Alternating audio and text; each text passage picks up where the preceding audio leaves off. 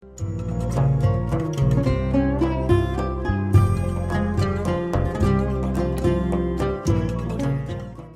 بالله من الشيطان الرجيم بسم الله الرحمن الرحيم الحمد لله رب العالمين والعاقبة للمتقين ولا عدوان إلا على الظالمين الصلاة والسلام على رسولنا محمد وعلى آله وصحبه أجمعين.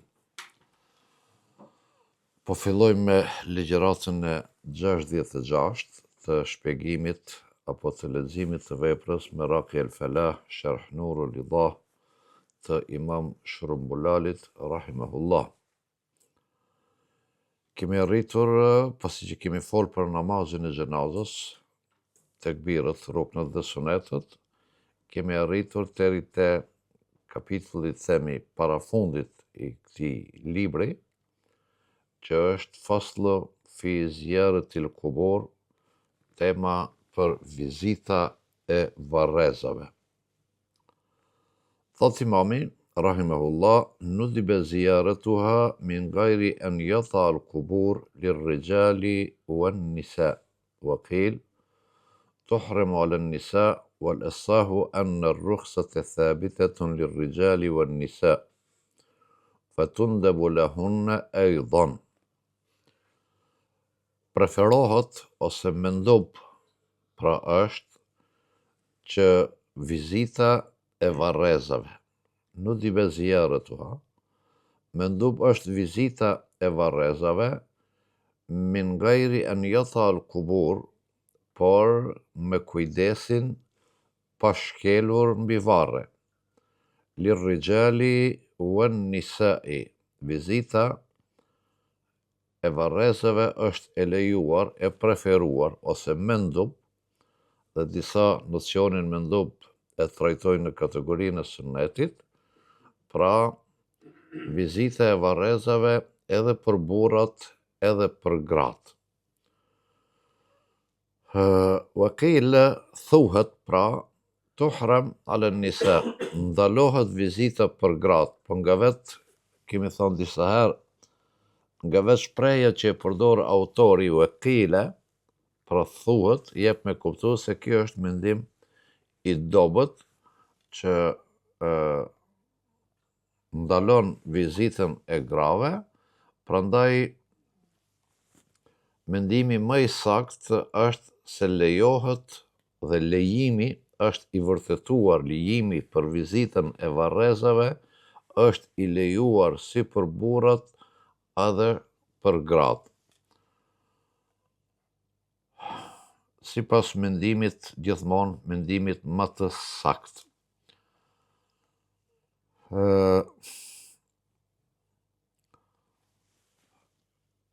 Disa prej dietarëve që kanë thënë se tuhram, ndalohet vizita e varrezave prej grave, mbështeten në hadithin e pejgamberit sallallahu alaihi wasallam, ku pejgamberi alayhi salam thot la'ana Allahu zairatul qubur. Zoti i ka mallkuar femrat zairat el qubur, i ka mallkuar femrat që i bëjnë vizit ose ziarat pra varrezat, kështu e thot në sahihi Ibn Hibbanit, është i regjistruar hadithi. Dietarët tanë japin dy shpjegime rreth këtij hadithi.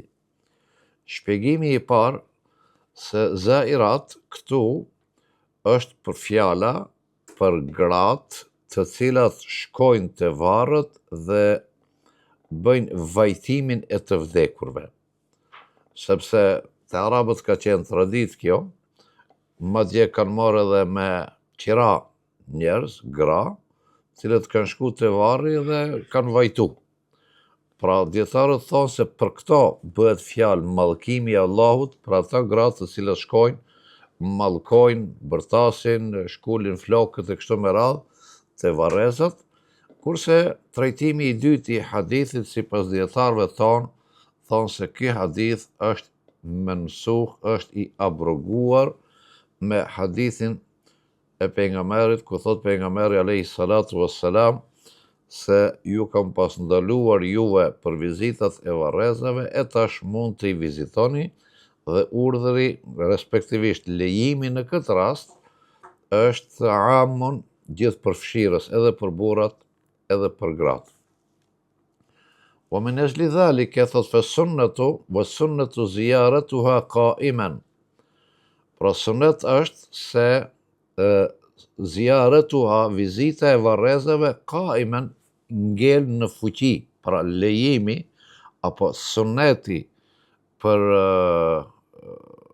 vizitat e varrezave ngel në fuqi edhe ma tutje كما يفعل رسول الله صلى الله عليه وسلم في الخروج إلى البقيع ويقول sepse kështu pra vepronte pejgamberi sallallahu alaihi wasallam kur dilte në vizitë varrezat Jannatul Baqi që janë në Medinë, ku janë me mira sahabe të varrosur, dhe kishte shprehi pejgamberi alaihi salatu wasalam dilte aty dhe thonte assalamu alaikum dare qaumin mu'minin wa inna insha Allahu bikum lahikun as'alullaha li wa lakum al-afiyah.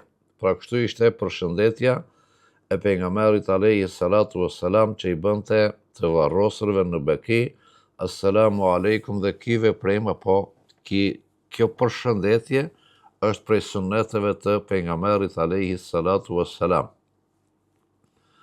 Assalamu alaikum dare qaumin mu'minin inna insha Allahu bikum lahikun as'alullaha li wa lakum al-afiyah.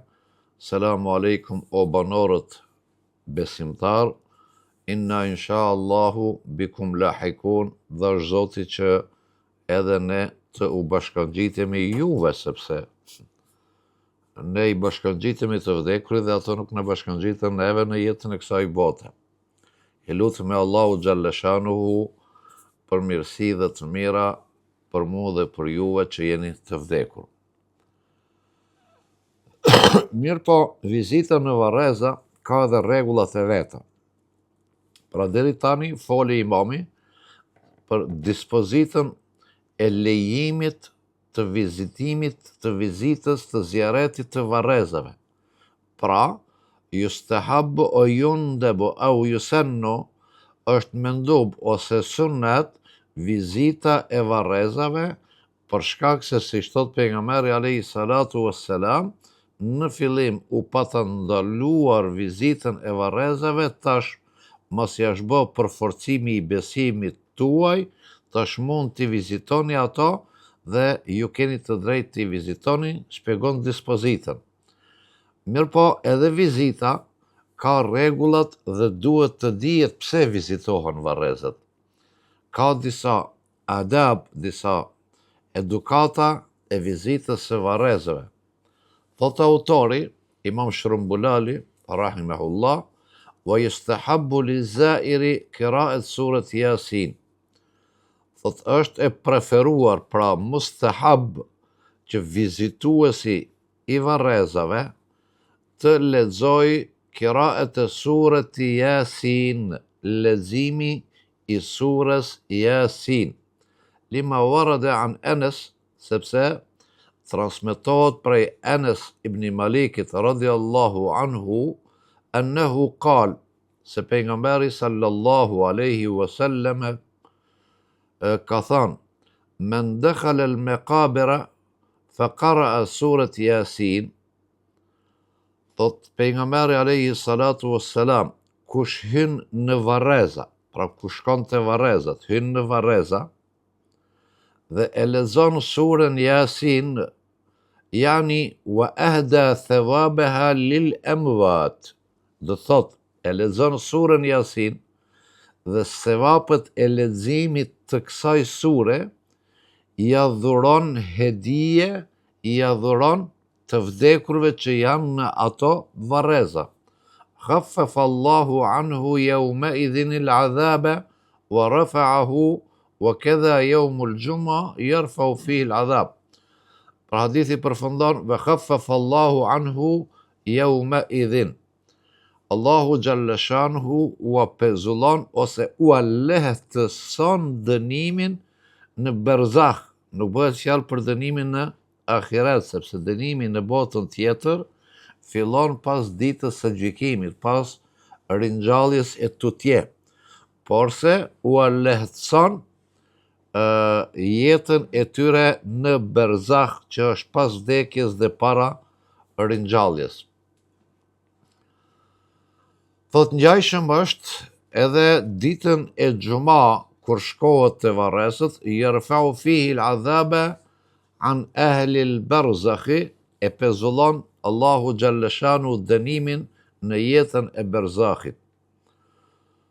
Wa kana lahu, hadithi, pjesë e hadithit, hadithin e ka shpërndar pjesë ki, që t'ua lexoj komplet.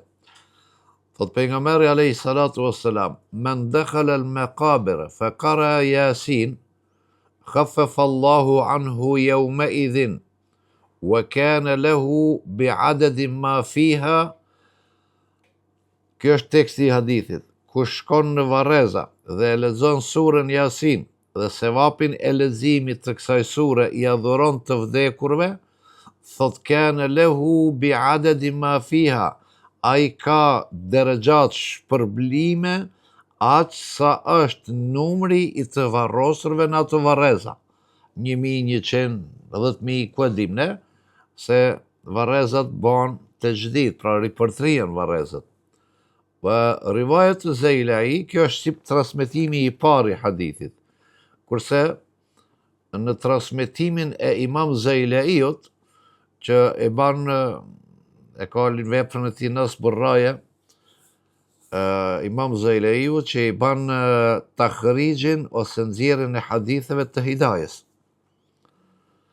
Në transmetimin e Imam Zeilaiut thot men fiha, pra ma fiha, transmetimi i parë i hadithit thot bi adedi ma fiha, transmetimi i dytë thot men fiha. Kjo është dallimi te rivajeti si bëhet, min al hasanat. Pra, shkurt për ta kuptuar më qartë, nëse ka 10.000 të varrosur dhe një njeri shkon dhe e lexon surën Yasin dhe u adhuron hedije sevapin e leximit të kësaj sure të vdekurve, fiton sevape. Nëse në atë varr janë 10.000 njerëz të varrosur, fiton 10.000 sevape, 5.000 sevape me numrin e atyre që janë varros. Kështu thot hadithi i pejgamberit sallallahu alaihi wasallam. Wa an Anas radiallahu anhu, transmeton poshtu Anas ibn Malik radiallahu anhu, annahu sa'ala Rasulallahi faqal. Anasi thot e ka pyetur pejgamberin alayhi salatu wassalam, faqal, i ka thënë, ja Rasulallah, inna natasaddaqu an mautana wa nahajju anhum wa nad'u lahum, fahal yasilu dhalika ilayhim? Tha, ja Rasulallah, ne i japim sadaka për të vdekurit tanë, e kryejmë haxhin për ta, bëjmë dua, wa nad'u lahum, dhe bëjmë lutje, dua për ata. Fahal yasilu dhalika ilayhim?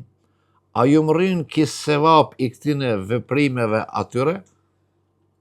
Ka thonë pejgamberi alayhi salatu wassalam, naam, po, innahu la yasil wa yafrahun bihi. Thot atyre u arrin sevapi i leximit të Kur'anit, sevapi i sadakas, sevapi i haxhit, veprave të mira që ne, nëse u adhurojmë të vdekurve tan, ju arrin atyre dhe yafrahun biha, dhe ata gëzohen me atë që ne u adhurojmë atyre, idha uhdiya ilayhi. Wa rawahu Abu Hafs al-Abkuri, transmetimi ku gjendet atje.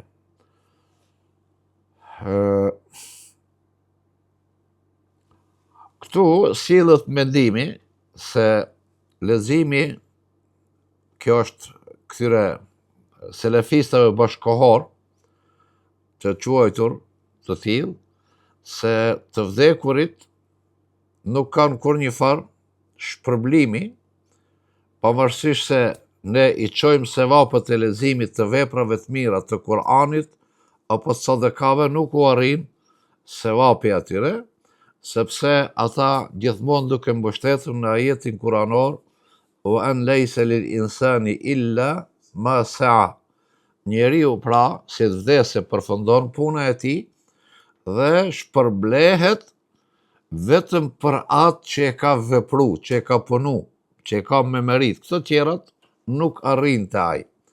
Po dietarët thonë se edhe në bazë të hadithit të pejgamberit, se i vdekuri kur të vdes, ndërpritet veprimtaria e tij përveç se në tre raste. Nëse ka lënë një sadaka xharie, nëse ka lënë ilmun yuntafa bihi, dituri që të tjerët e shfrytëzojnë diturinë e tij, dhe ka lënë një fëmijë i cili lutet për te. Pra çka jep me kuptu se i arrin sevapët e lutjes së fëmijës deri te përprindi i tyre, por kjo nuk e pengon që dhuratat të merren edhe prej të tjerëve.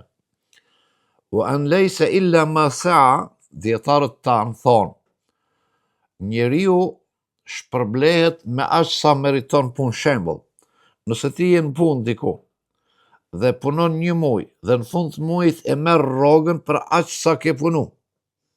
Dhe kjo është ajo që ti e ke me merit sepse ke punu për atë çka e merr. Këtë botë. Mirë po, nëse dikush tjetër të ka dhuru një pasuri, të ka dhuru një pare tjetër, a do të thotë se kjo është e ndaluar për tije, sepse dhuratat, pra, njëna bëhet fjalë, njëna bëhet për atë çka ti mundohesh me gjohë, me djerës me fitu, dhe tjetra bëhet për atë që është dhurat, hedije prej anës dikujt tjetër, dhe në këtë rast kemi hadithin pra që Enesi thot e pyet pejgamberin për këtë punë, dhe pejgamberi tha naam, po i arrin wa yafrahuna biha, edhe të vdekurit gëzohen për dhuratat që ne u aqojmë të vdekurve tanë, dhe kjo mjafton për argument për ata të cilët dëshirojnë të argumentojnë dhe të kuptojnë argumentin.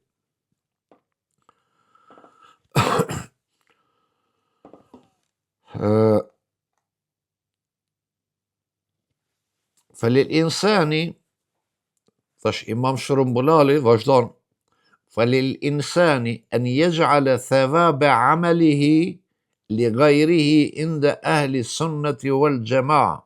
Imam Shërumbulali po shpjegon, po bën vërejtje.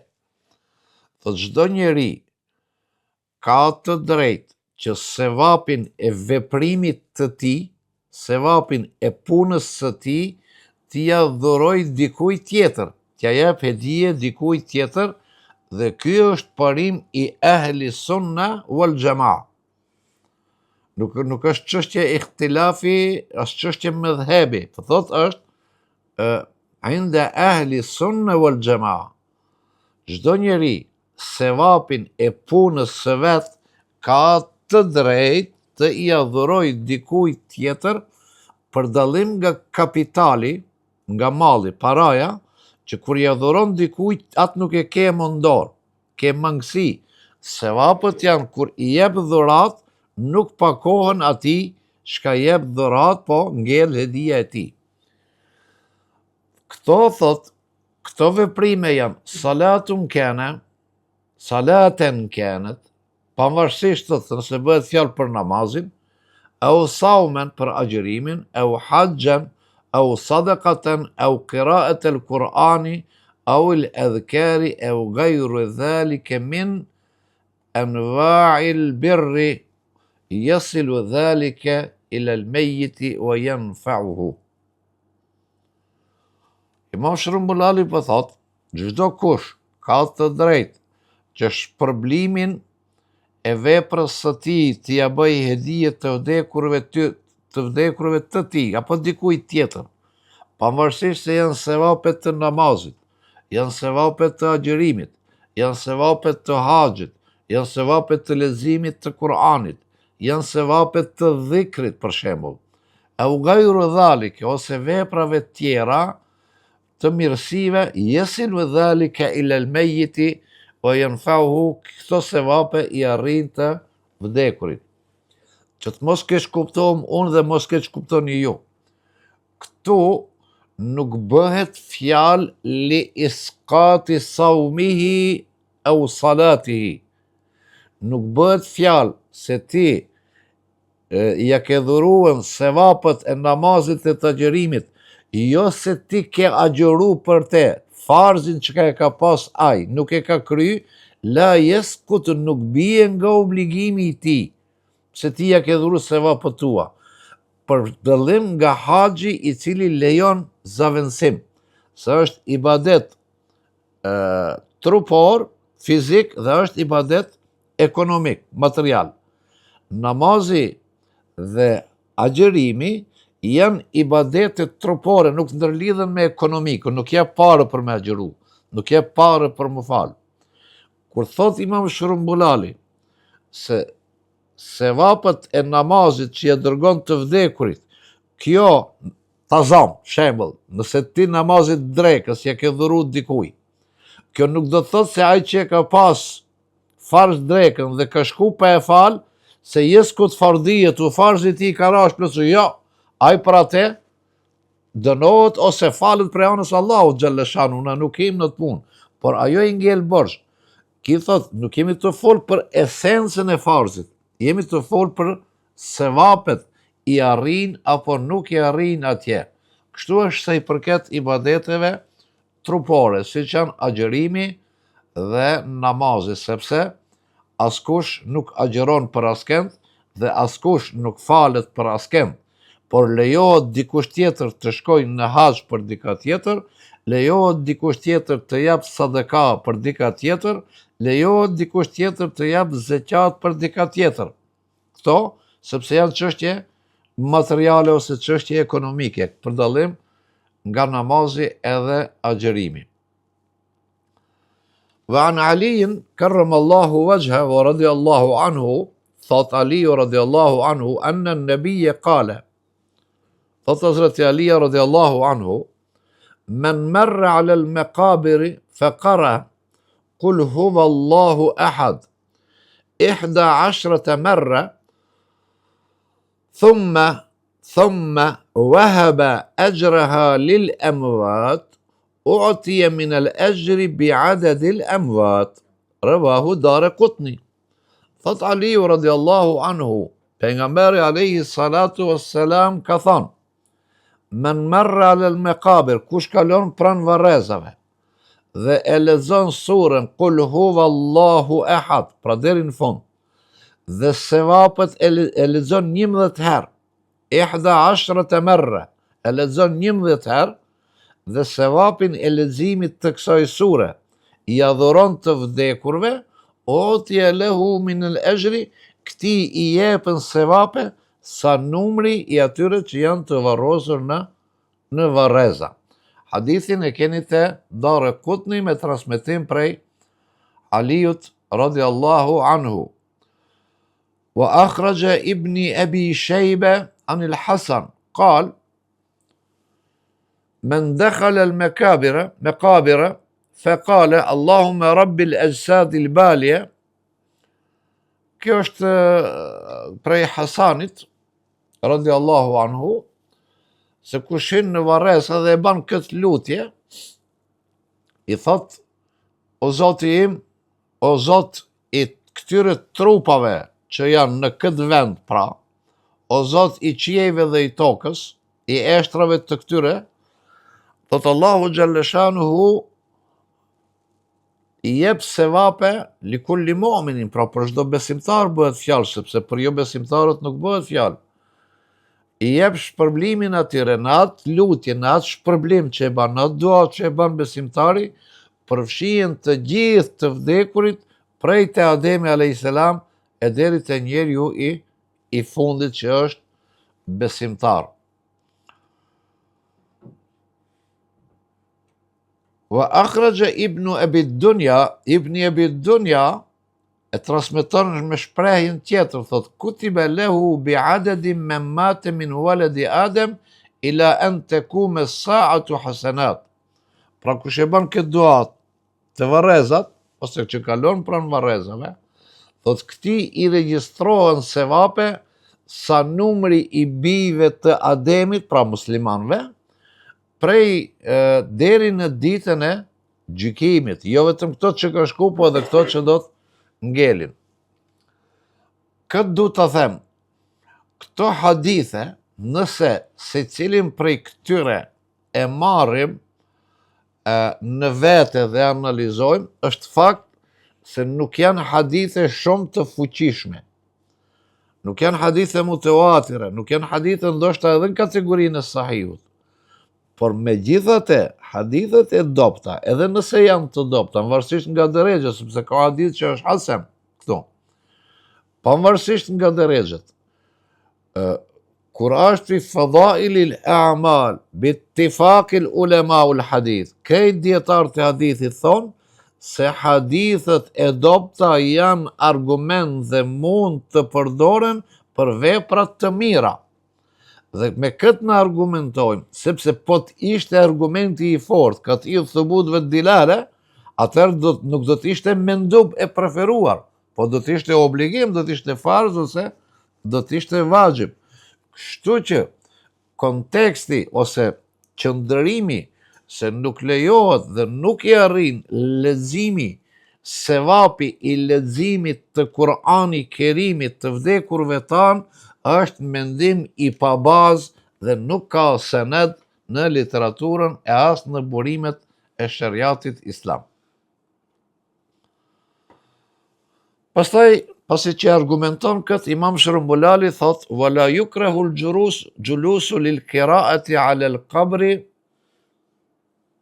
fi al-mukhtar, li ta'diyati al-qira'ati bis-sakinati wat-tadabburi wal-in'adh." Thot, nuk është mekruh, pra nuk urrehet ulja lil-qira'ati 'ala al-qabri. Këtu e thot 'ala al-qabri, po shinohet në te Imam Tahtavi që e shpjegon këtë punë, thot këtu është për qëllim rreth varrezit, jo mbi varr, ulja mbi varr, po rreth varrit. Për shembull, këtu është varri, thot nuk është mekruh, nuk është veprim i papëlqyer, nuk është veprim i urryer, nëse ulet njeriu aty pra rreth varrit dhe e lexon surën Yasin, surën Fatiha, surën diçka nga Kur'ani Kerimi, për ta lexuar bis sekinët, për qenë më i qetë në leximin e Kur'anit dhe për qenë më i disiplinuar në leximin e Kur'anit. Wa kuriha al-qu'ud 'ala al-quburi li ghayri al-qira'ati. Mirë po, urrehet, është mekruh që të ulesh te varri dhe të mos lexojsh Kur'an. Pra çka nuk lexon Kur'an. Li qawlihi sallallahu alaihi wasallam: "La an yajlisa ahadukum على جمرة فتحرق ثيابه فتخلص إلى جلدته خير له من أن يجلس على قبره." Subhanallah. Thot pejgamberi alayhis salam, më e preferuar do të ishte për juve që dikush të ulet në prush dhe t'i djeg rrobët e tij, është më e preferuar se sa të ulet mbi varr. Dhe të mos bën asgjë, pra bëhet fjalë për ata të cilët nuk çojnë lexim të Kur'ani Kerimit. Për ata të cilët shkojnë te varret, vetëm rrin nga dita, vetëm këshirin si uk aty, ama s'ka as Fatiha, s'ka as përshëndetje, as kur gjan. Pa thot, kesh me e pa varrin e nanës, e varri i nanës ose i babës është bërë sikur me qenë një vend turistik aty, ti me shku me pa çka ka dhe çka s'ka. Dhe ulja, këtu duhet kemi kujdes, me sa e di une Ibn Kemali, e shpjegon pa pak ma vonë, pra, për ato që ulen mbi varre, sidomos ne, kur shkojmë në përvarrime, duhet të tregojmë xhamatit. Kujdes kur uleni, mos u ulni mbi varre, sepse më e preferuar është që të ulesh mbi gaca, mbi prush, dhe t'i djegish rrobët tuaja, se sa të ulesh mbi varrin e dikujt tjetër. Wa kuriha wad'uha bil aqdam. Mekruh është shkelja e varrit me kam. Lema fihi min adem el ihtiram. Sepse këtu nuk kemi respekt pastaj ndaj atij njeriu që është i varrosur aty. Dhe ai ka respektin e insanies njerëzores, e ka edhe më tutje. Wa qala al-Kemal ibn Humam, Kemal ibn Humami, autori i veprës Fathul Qadir, shpjegimi i Hidayes, thot: حينئذ فيما يصنعه الناس ممن دفنت أقاربه ثم دفنت حواليهم خلق. Imam Kemal ibn Humami e përshkruan ndjenjen faktike të kohës ti, por kjo është ka aktualitet. Thot nëse dikush e ka varros të afërmin e tij, pastaj rreth varrit të tij janë varros edhe njerëz të tjerë. Dhe këtu thot Imam Shërumbulali, pra që e thot citatin, duhet me pas kujdes të mos shkelët mbi varre duke tentuar që të arrish deri te varri i të afërmit tan. Pra për këtë thot imami, është për qëllim se në kohën e sotit varrozët, pastaj mbushet me varreza dhe ti shkel ose ulesh mbi varreze. Ve qale Qadi Khan, Imam Qadi Khani radiallahu anhu thot: لو وجد طريقا في المقبرة وهو يظن أنه طريق أحدثوه لا يمشي في ذلك. Nëse mbi varre ka një rrugë, është qel një rrugë e re, s'ka ekzistuar përpara, dhe ti mendon ose ke bindje se në këtë rrugë ka varreza, pra ajo rrugë kalon mbi varreza, dhe të fala yemshi, mos ec asaj rrugë. وإن لم يقع في ضميري لا بأس بأن يمشي فيه. Por nëse ti nuk dyshon, ose e di se kjo është rrugë në për varreza, është qel një rrugë, por nuk kalon mbi varre, është pra e hapon, ka ndjatën majt po ti, thot fela bes bihi, nuk është mëkat që të kalohet. Wa kuriha an-nawmu 'ala al-qubur, urrehet fjetja ose gjumi në varreza. Wa kuriha tahriman qada'u al-hajati ay al-bawl wa at-taghawwut 'alayha bal wa qariban minha. Thot është mekruhi tahrimen, do thot afër haramit. Mekruhi tahrimen është kryerja e nevojës fiziologjike, qoftë nevoja e vogël ose nevoja e madhe që të kryet në varreza ose afër varrit, sepse është një veprim i tillë, është i papranuar në Islam. Wa kadha kullu ma lam yu'had min ghayri fi'li sunnah. Po ashtu, urrehet çdo lloj veprimi për të cilin lam yu'had min ghayri fi'li sunnah, për cilin nuk ka transmetim se është vepru sipas sunnetit. Këtu në princip janë këto ndërtimet mbi varre, hekrat që vendohen mbi varre, po kur e rrethojnë varrezat, këto që shkojnë pastaj te varret për me i vajtu, për me ju festu festa, për më ku di unë, veprime tjera që nuk ka transmetime nga sunetet, këto veprime janë krejt veprime të urryera, janë mekruh. وكره قلع الحشيش الرطب وكذا الشجر من المقبرة. është mekruh largimi i barit të njom, barit jeshil, bari i njom, është mekruh me e largu prej varreve. Po ashtu thot edhe pemëve, ose bim këto mirë, thësh drunjt, të cilët janë të gjelbërta, لأنه ما دام رطبا يسبح الله تعالى. Sepse derisa bari është i gjelbërt, i ban tesbih Allahu xhalla shanu. Derisa druni është i gjelbërt, i ban tesbih Allahu xhalla shanu. Derisa varri ose mbi varr, bari që është ose druni që është, i ban tesbih Allahu xhalla shanu, i vdekuri ka dobi prej tesbihit të barit ose të pemës që është. Nëse ato thot janë të njoma. Porse, pse kështu? ويؤنس الميت تنزل بذكر الله تعالى الرحمة. Sepse ati, në parim, ati ku bëhet tasbihi, Allahu xhalleshanu zbret rahmet. Dhe i vdekuri ka dobi prej atij rahmetit që është te varri, edhe pse bari. Këtë e di ku e mbështesin te hadithi meshhur, është i njoftun hadithi, kur ka kalu pejgamberi pranë atyre dy varreve dhe kur ka thënë se hadhan yu'adhiban, këto dy njerëzit pranarët të këtyre dy varrezave dënohen. Njeni thot nuk ka shërujt prej urinës, tjetri ka bë ennemime, ka bë përgojimin, fjalë të huaja, dhe pejgamberi ka marrë një palm, e ka nda për gjys dhe jam ka vuën, palm të jeshilt, pra një gjith, në fidan të jeshilt, dhe kur e kanë pyet pejgamberin, ka thonë këto, tërsa t'jenë të gjelbër, të jeshilta, thot i bojnë tasbih Allahut, dhe derisa këto i bojnë tasbih Allahut, ndoshta këto të vdekurit kanë dobi prej, ati ku ka tasbih ka rahmet, kanë dobi prej rahmetit të këtyre. Wala ba'sa biqal ilyabisi minhuma. Pra, bari, gjethet këto çështjet e njoma që janë të gjalla me një fjalë, është mekruh me i largu prej ati. Wala bas biqal ilyabis, nëse janë të thata, bari është thama. Atëherë s'ka gjatë keqe me i pastru ato, me i hek ato edhe drujt e thatë, sepse kur në një farë mënyrë bari kur thot konsiderohet i vdekur, la ju sebbih, ma nuk i ban tasbih Allahu xhalleshanu. Li zevalil maksud, sepse ka shku ma ajo çka është e synuar. Pra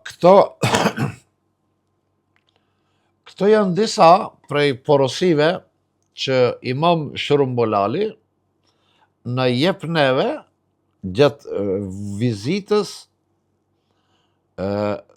së varresave, pasi që e vërteton se është mendub ose është sunnet, dhe për këtë ka transmetime dhe tjera të shumta, se pejgamberi alayhi salatu wassalam dilte dhe i varroste, i vizitonte varresat e Beqijës, siç është transmetimi i Aishës radiallahu anha rreth kësaj çështje, dhe na ka mësuar edhe neve se si duhet të shkojmë, dhe kur duhet të shkojmë, dhe kur shkojmë të varrezat, si duhen të jenë veprimet tona. Mirë po, nuk lejohet që kur shkojmë të varret, për shembull, ajo që lejohet i përmendëm, nuk lejohet që të bihet mbi varr, përqafohet varri. Nuk lejohet të preket varri pa nevojë, sepse nëse ka nevojë që të mbledhet apo diçka, ajo është çështje tjetër. Nuk ka nevojë që të berruken për bereqet të prekish burrin, s'ka nevojë, këto janë punë të ndaluara. Ndalohen edhe format të gjitha, format e ndërtimit mbi varre, që janë katrore, me përjashtim të asaj që mund të ketë një gur ose një dru i përkohshëm, në të cilin mund shkruhet emri dhe mbi emri, thënë la yukrah, disa dietar ka thënë kjo lejohet, sa të dihet se është varr, që nesër edhe nëse rrafshohet njerëzit mos të ulin ose mos të shkelin mbi te. Pra këto veprime tjera, vajtimi e qajtmja, përkujtimi, njehja e djegave, ku di unë, që ndodhin, krejta këto punë janë veprime të ndaluara dhe nuk la jenë tefjo, nuk ka dobi, madje ka hadith pejgamberi alayhi salatu wassalam ku thot se i vdekuri ndëshkohet me qarjen ose me vajtimin e të gjallëve. Kjo është filozofi në veti, pra synohen pikrisht këto antar të familjes që shkojnë atje, qajnë, vajtojnë, janë ndjejnë djegat se lelele, këto janë punë të ndaluara. Ajo që lejohet të lexohet Kur'an dhe të dhurohet të vdekurit dhe të vdekurve si formë hedije prej të gjallëve, janë të vërtetuara me hadithe dhe me argumente nga suneti i pejgamberit alayhi salatu wassalam. Pastaj Imam Shërumbulali vazhdon edhe me një kapitull tjetër, Ahkamu Shahid, dispozitat e shahidëve, pra dëshmorëve, siç i quan ai, sepse ka disa rregulla specifike për dëshmorët, për shahidët, dhe unë preferoj që këtë, inshallah në ligjëratën tjetër, dhe me këtë përfundojmë edhe Kitabu Salat, pra deri te ligjërata tjetër. Assalamu alaikum wa rahmatullahi wa barakatuh.